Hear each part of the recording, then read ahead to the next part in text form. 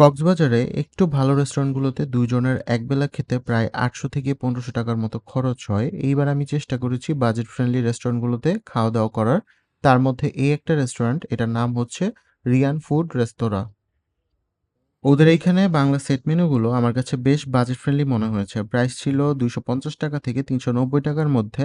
আমি নিয়েছিলাম coral set মিল আর হচ্ছে রূপচাঁদা সেট মিল। কোরাল সেট মিলের প্রাইস ছিল ৳২৮০ আর রূপচাঁদা সেট মিলের প্রাইস ছিল ৳৩২০। প্রতিটা সেট মিলে একটা জিনিস কমন থাকবে, সেটা হচ্ছে ভাত, ডাল, ভর্তা, ভাজি এবং সালাদ। একজনের জন্য যথেষ্ট, তবে ভাত, ডাল লাগলে ওরা সার্ভ করবে, যার জন্য কোনো এক্সট্রা চার্জ নেই। আমি এক্সট্রা করে ওদের রেগুলার মেনু থেকে স্যামন ফিশ দো পেঁয়াজা নিয়েছিলাম, যেটার প্রাইস ছিল ৳১৬০। এবার খাবারে আসি। যথেষ্ট পরিমাণে ভাত ছিল। ৪ ধরনের ভর্তার মধ্যে থেকে আমি নিয়েছিলাম আলু ভর্তা আর হচ্ছে ডিম ভর্তা। আরেকটা বিষয়, যেটা মেইন যে কারিগুলো, এটা তোমার চয়েস অনুযায়ী ওরা প্রিপেয়ার করে দিবে। লাইক দো পেঁয়াজা, ভুনা অথবা কারি, যেকোনোভাবে বললে ওরা করে দিবে। রূপচাঁদা বেসিক্যালি ফ্রাই করে তারপর দো পেঁয়াজা করা হয়। বাট আমি বলেছিলাম কাঁচা অবস্থাতেই দো পেঁয়াজা করতে, যেন আমি ফ্রেশ মাছ কিনা এটা বুঝতে পারি।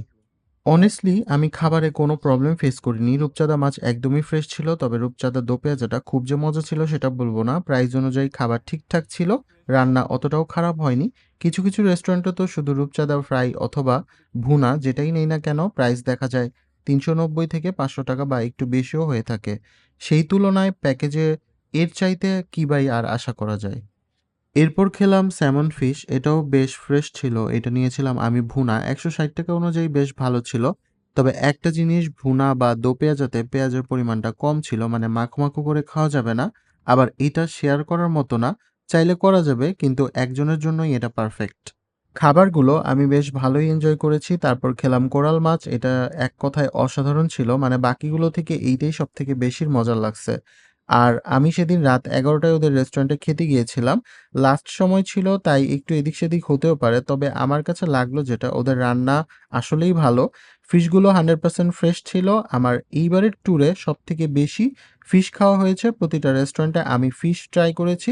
কোনটাতেই আমার খুব একটা খারাপ এক্সপেরিয়েন্স হয়নি। ভর্তাগুলো মজার ছিল, স্পেশালি আলুর ভর্তা। ডাল, ভাত আর সাথে আলুর ভর্তা হলে এমনিতেও আমার আর কিছুই লাগে না। ওদের ডালটাও কিন্তু খেতে বেশ মজার ছিল। একটা জিনিস আমি খেয়াল করেছি, কক্সবাজারে কেন যেন ওদের ভাত, ডাল, আলুর ভর্তা এই সিম্পল আইটেমগুলো আমার কাছে অনেক মজার লাগে।